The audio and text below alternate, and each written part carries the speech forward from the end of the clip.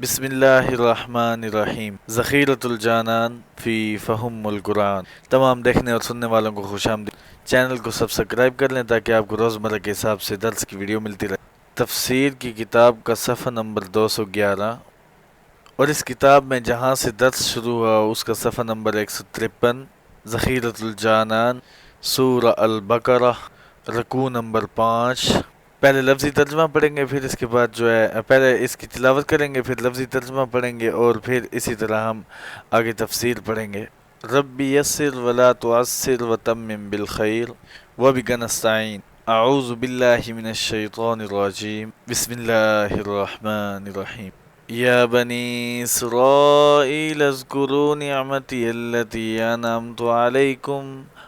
أنعمت عليكم وأني فضلتكم على العالمين واتقوا يوما لا تجزي نفس عن نفس شيئا ولا يقبل منها شفاعة ولا يؤخذ منها عدل ولا هم ينصرون وإذ نجيناكم من آل فرعون يسومونكم سوء العذاب يذبحون أبناءكم ويستحيون نساءكم وفي ذلكم بلاء من ربكم عظيم وإذ فرقنا بكم البحر فأنجيناكم وأغرقنا آل فرعون وأنتم تنظرون وإذ واعدنا موسى 40 ليلة ثم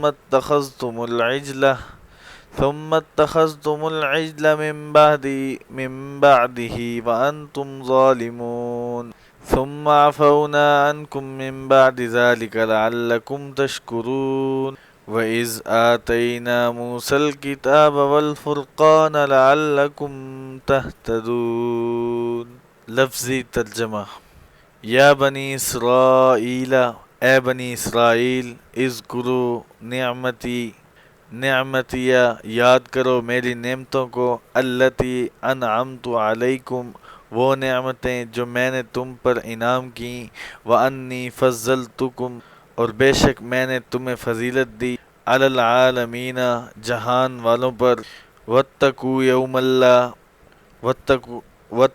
یومن اور ڈرو اس دن سے، لا تجزی نفس عن نفس نہیں کفایت کرے گا کوئی نفس کسی نفس سے، شیئن کچھ بھی، ولا يقبل منہا شفاعت اور نہ قبول کی جائے گی اس کی طرف سے سفارش، ولا يؤخذ منہا عدل اور نہ لیا جائے گا اس کی طرف سے جرمانہ، ولا هم ينصرون اور نہ ان کی مدد کی جائے گی۔ وَإِذْ نَجَّيْنَاكُمْ مِنْ آلِ فِرْعَوْنَ اور جب ہم نے تم کو نجات دی فرعونیوں سے، یسومونکم جو چکھاتے تھے تمہیں، سوء العذابی برا عذاب، یذبحون ابناءکم ذبح کرتے تھے تمہارے بیٹوں کو، ویستحیون نساءکم اور زندہ چھوڑتے تھے تمہاری عورتوں کو، وفی ذالکم بلاء اور اس میں امتحان تھا، من ربکم عظیم تمہارے رب کی طرف سے بڑا، وَإِذْ فَرَقْنَا بِكُمُ الْبَحْرَ اور جس وقت پھاڑا ہم نے تمہارے لیے سمندر کو، فَأَنْجَيْنَاكُمْ پس ہم نے تمہیں نجات دی، وَأَغْرَقْنَا آلَ فِرْعَوْنَ اور غرق کیا ہم نے فرعونیوں کو، وَأَنْتُمْ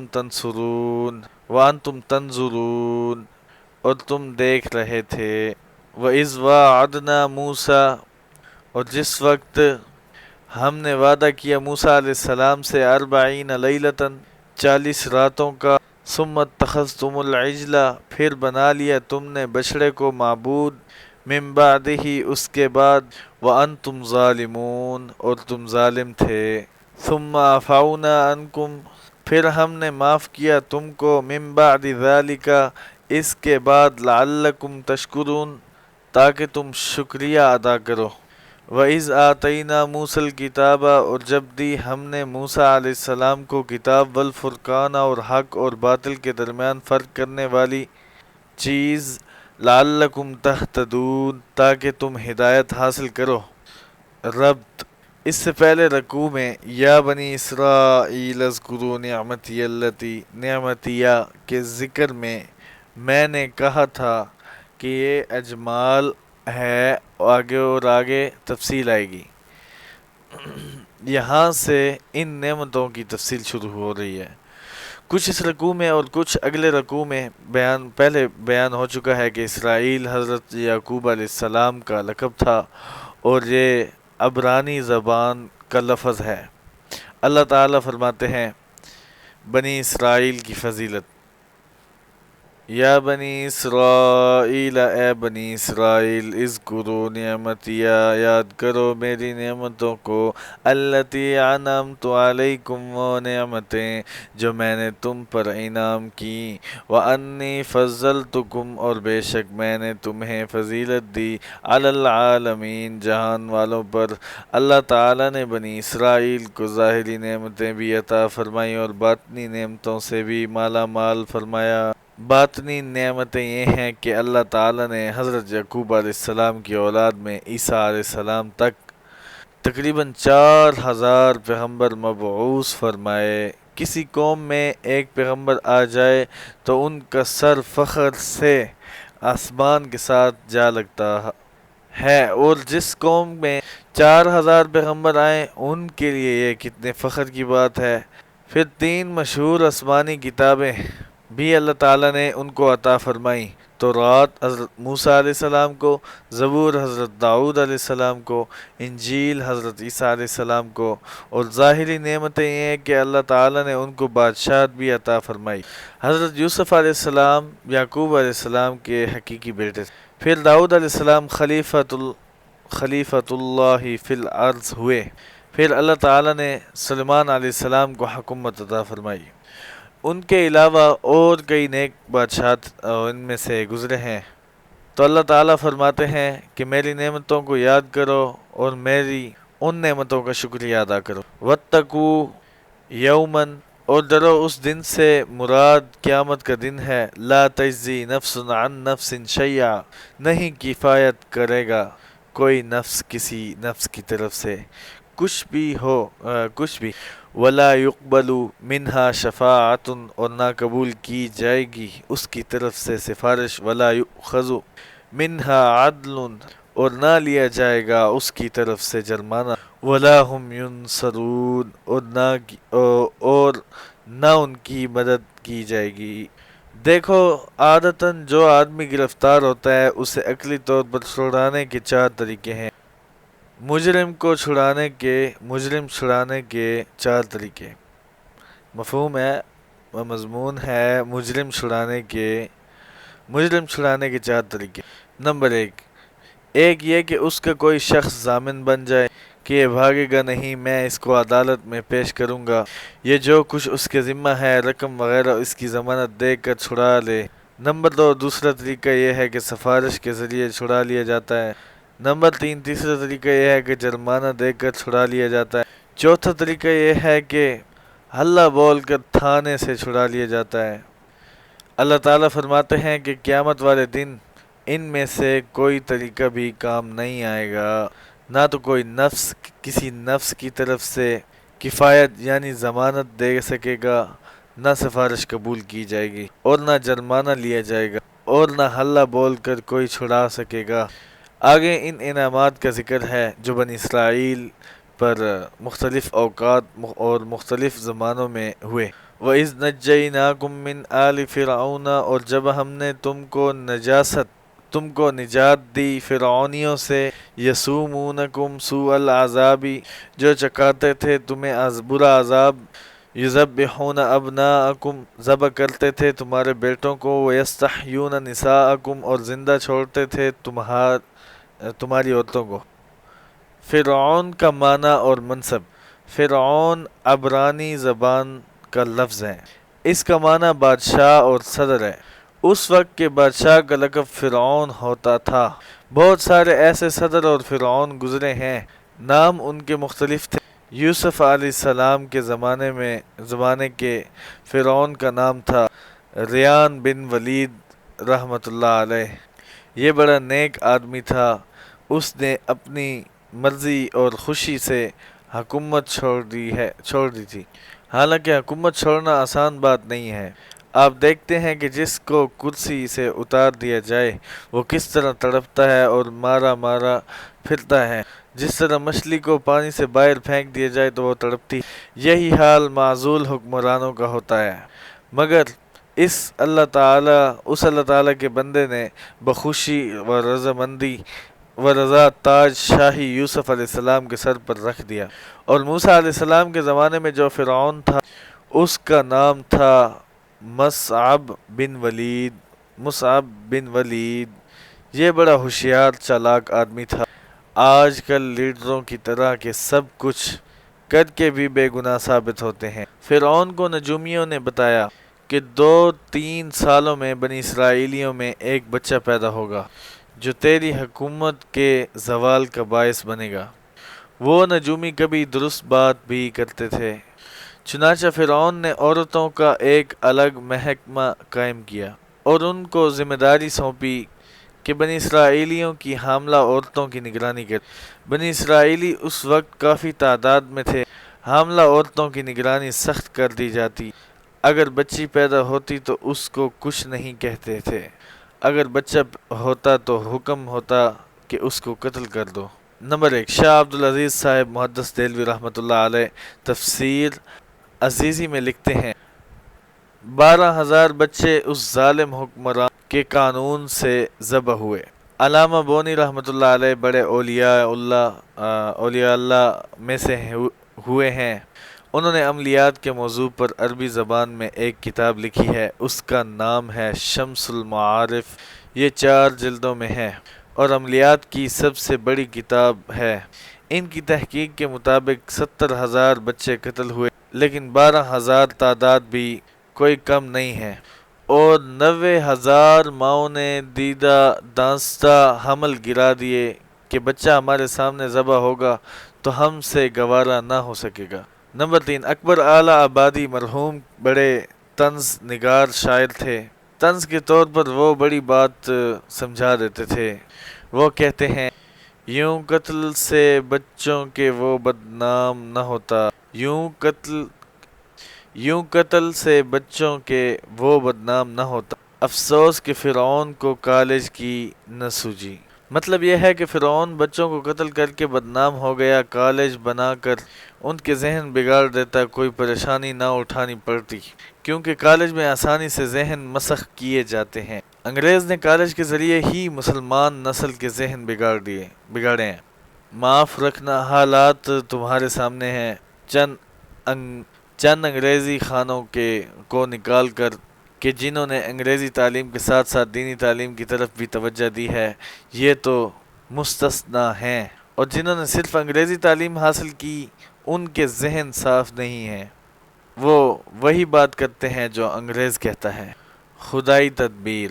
بہرحال فرعون نے اپنی حکومت بچانے کے لیے بڑے بچے ذبح کروائے، مگر اللہ تعالی نے اپنی قدرت ظاہر فرمائی، جس کی تفصیل 16ویں پارہ میں ہے کہ جس بچے سے خطرہ تھا وہ اللہ تعالی نے فرعون کے گھر پال کر دکھایا۔ حکایت مولانا روم رحمۃ اللہ علیہ۔ مولانا روم رحمۃ اللہ علیہ فرعون کی اس کارروائی کو مثال کے ذریعے سے سمجھاتے ہیں۔ فرماتے ہیں ایک آدمی بڑا مالدار تھا، اس کے پاس سونا، چاندی، جواہرات اور بڑے قیمتی ہیرے تھے، اور مکان اس کا قلعہ نما تھا۔ ڈاکوؤں نے مشورہ کیا کہ اس کے لوٹنے کا کیا طریقہ ہو سکتا ہے کہ نہ تو دروازے توڑ سکتے ہیں اور نہ ہی دیوار پھلانگ کر اندر جا سکتے ہیں، کر اندر جا سکتے ہیں۔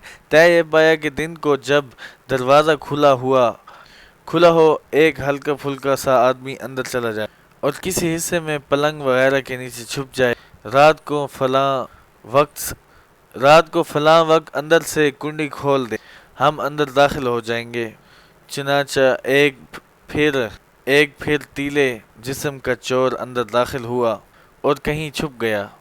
رات کو اس نے اٹھ کر باہر والے دروازے کی کنڈی کھول دی۔ صاحب خانہ کو کنڈی کھلنے کی آواز آئی، اس نے محسوس کیا کہ گھر میں کوئی ہے، وہ جلدی سے اٹھا اور کنڈی لگا دی۔ حالانکہ چور اندر ہی تھا، مگر اس نے سمجھا کہ نکل گیا ہے۔ در با بست و دزد اندر خانہ بود، ہیلا فرعون زیں افسانہ بود۔ دروازہ بند کر دیا حالانکہ چور اندر ہے، اس لیے فرعون کی تدبیر ایک کہانی بن گئی، کامیاب نہ ہو سکی۔ اے ظالم، تو نے 12,000 بچے ذبح کروائے،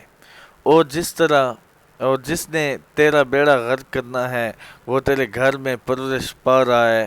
اللہ تعالی نے کہا میں تیرے گھر پال کر دکھاؤں گا۔ مکمل 30 سال تک موسیٰ علیہ السلام فرعون کے گھر پلتے رہے، بچوں کو ذبح کرتا اور عورتوں کو زندہ چھوڑتا۔ فرمایا وفی ذالکم بلاء، اور اس میں امتحان تھا، من ربکم عظیم، تمہارے رب کی طرف سے بڑا۔ بنی اسرائیل کی نجات۔ حضرت موسیٰ علیہ السلام کو اللہ تعالیٰ نے حکم دیا کہ تم اپنے بھائی ہارون علیہ السلام اور ان کے ساتھیوں کو، جو ہزاروں کی تعداد میں مرد، عورتیں اور بچے تھے، لے کر یہاں سے ہجرت کر کے چلے جاؤ اور فلسطین میں جا کر رہو۔ بنی اسرائیلی جتنا سامان اٹھا سکتے تھے وہ لے لیا اور رات کو یہاں سے نکل گئے۔ اتنی مخلوق جب اکٹھی نکلتی ہے تو شور تو ہوتا ہے۔ فرعون اور اس کے وزیر اعظم حامان کو جب پتہ چلا تو انہوں نے ہنگامی حالات کا اعلان کر دیا۔ فرعون اپنی فوج لے کر ان کے تعاقب میں نکل پڑا۔ بنی اسرائیلی سحری کے وقت دریائے گلزم کے قریب پہنچے جو خاصاً گہرا تھا۔ پیچھے فرعون کی فوجیں بھی ڈھول بجاتی، گانے گاتی، اچھلتی کودتی پہنچ گئیں۔ بنی اسرائیلی فرعون کی فوجوں کو دیکھ کر پریشان ہو گئے اور موسیٰ علیہ السلام کو کہا کہ اب ہم کیا کریں گے؟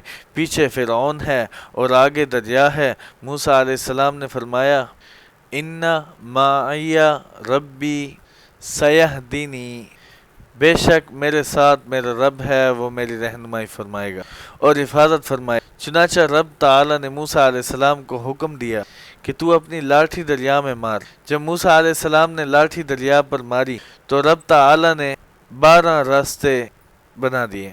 فَكَانَ كُلُّ فِرْقٍ كَالطَّوْدِ الْعَظِيمِ، وہ پانی اس طرح کھڑا ہوا گیا جس طرح دیواریں ہوتی ہیں۔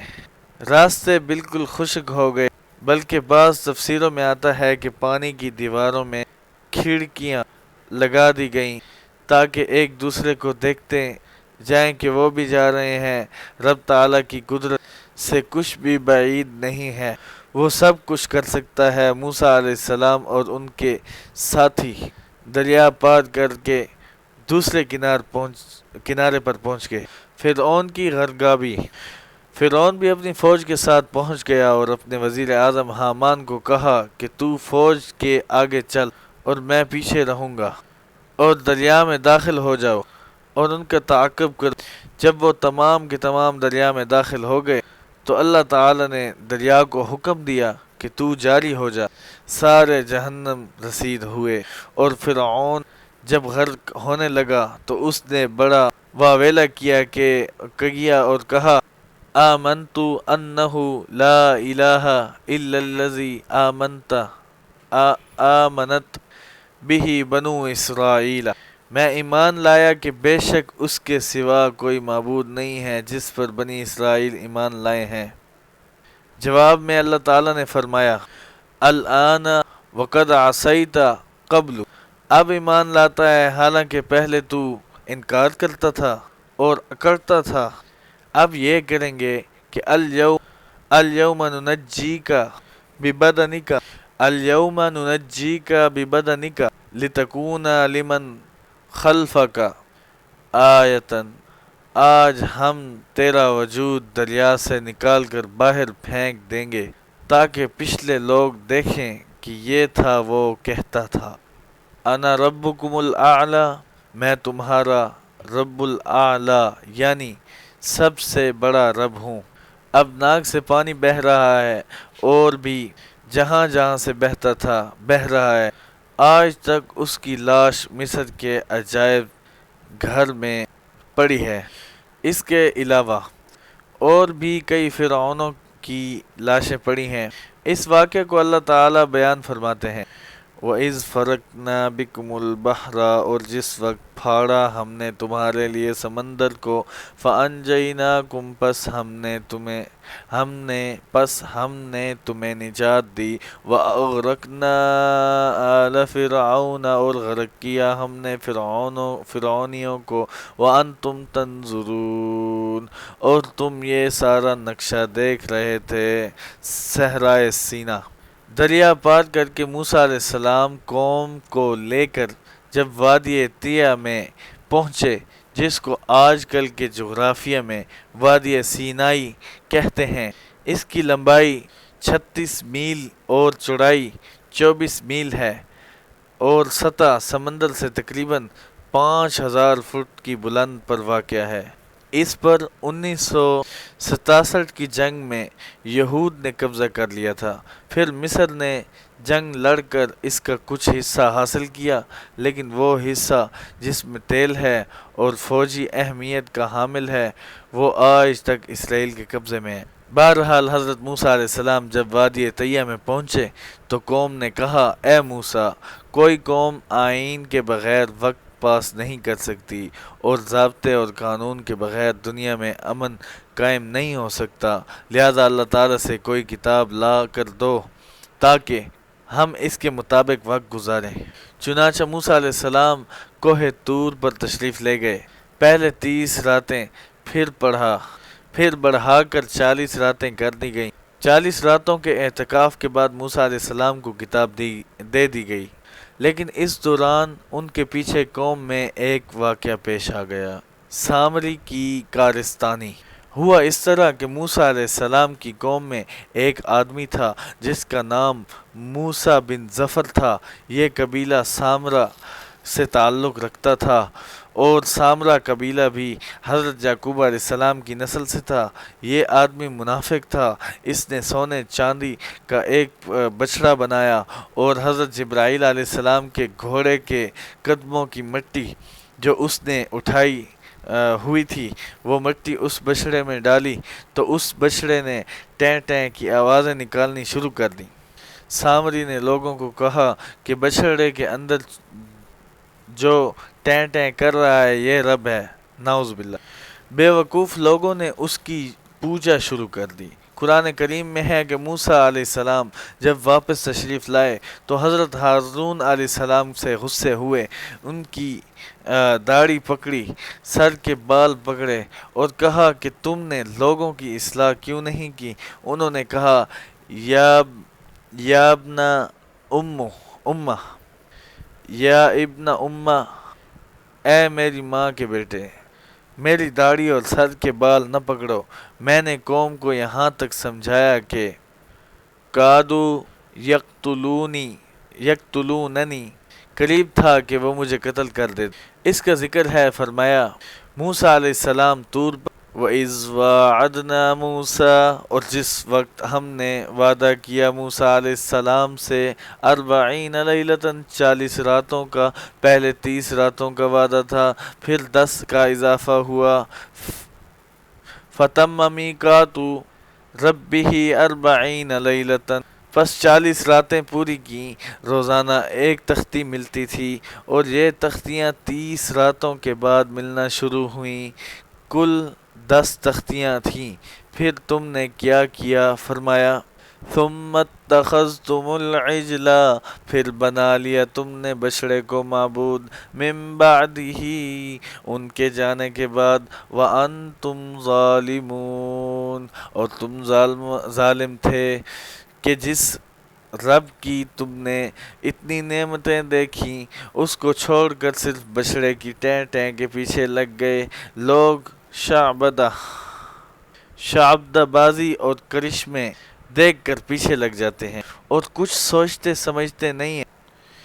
دجال اور آن حضرت صلی اللہ علیہ وسلم کی پیشن گوئی۔ چنانچہ جب دجال آئے گا اور وہ رب ہونے کا دعویٰ کرے گا، لوگ اسے کہیں گے کہ اگر تو رب ہے تو بارش برسا، کیونکہ بارش نہیں ہو رہی ہے تو وہ مسمر، یزم اور جادو کے ذریعے مصنوعی بادل اکٹھے کرے گا اور بارش برسائے گا، لوگ کہیں گے واقعی یہ سچا رب ہے۔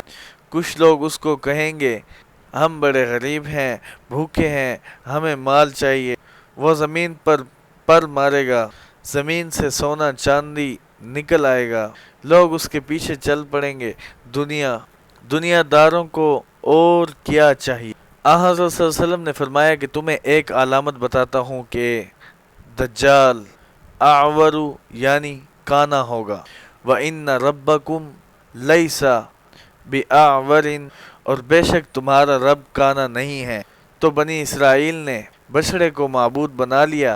اللہ تعالیٰ فرماتے ہیں ثم عفونا عنکم، پھر ہم نے معاف کیا تم کو، من بعد ذلک، اس کے بعد، لعلکم تشکرون، تاکہ تم شکریہ ادا کرو۔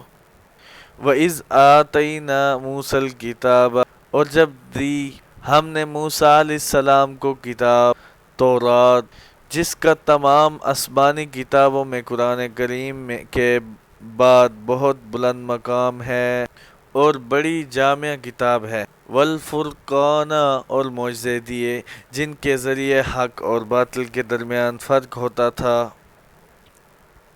بہت سارے معجزے تھے، ان میں سے ایک وہ عصا مبارک بھی تھی کہ جب اس کو پھینکتے تھے تو وہ اژدہا بن جاتا تھا اور مقابلے میں آنے والے جادوگروں کے سارے سانپوں کو نگل جاتا تھا۔ پھر جب اس کو ہاتھ لگاتے تھے وہ عصا ہو جاتا تھا۔ فَوَقَعَ الْحَقُّ وَبَطَلَ مَا كَانُوا يَعْمَلُونَ، اللہ تعالیٰ نے ان معجزات کے ذریعے حق کو ظاہر کیا اور ان کی کارروائی کو باطل کیا، لعلکم تہتدون، تاکہ تم ہدایت حاصل کرو۔ شکر الحمدللہ، آج ہم نے ایک ہی ویڈیو میں اس درس کو پڑھا، سمجھا، اور آپ وہ خوش قسمت لوگ ہیں، آپ اور ہم وہ خوش قسمت لوگ ہیں جن کو رب سبحانہ و تعالی نے اس درس قرآن کو پڑھنے، سمجھنے، دہرانے اور اس پر عمل کرنے کی توفیق عطا فرمائی۔ اللہ تعالیٰ سے دعا ہے باقی مسلمان جو اس راستے سے دور ہیں ان کو بھی اس راستے میں شامل کریں، اور آپ سے درخواست ہے کہ آپ ہمارے چینل کو سبسکرائب کریں۔ اللہ تعالیٰ آپ کا اور ہمارا پڑھا قبول و منظور فرمائے اپنی بارگاہ میں، اور ہمیں حق کے راستے پر چلنے کے لیے ہمیں حق کے راستے پر چلنے کے لیے ہماری مدد فرمائے، ہماری رہنمائی فرمائے۔ اور ہم یہ بھی دعا کرتے ہیں کہ جو ہم نے اس درس میں پڑھا اور اس میں پڑھنے میں یا سمجھنے میں کہیں پر بھی ہم انسان ہیں، ہم سے غلطی یا کوتاہی ہوئی ہو تو اللہ تعالیٰ سے دعا ہے، درخواست ہے کہ ہماری وہ غلطی درگزر کر ہمیں اپنے علم سے مزید علم عطا فرمائے۔ جزاک اللہ خیر۔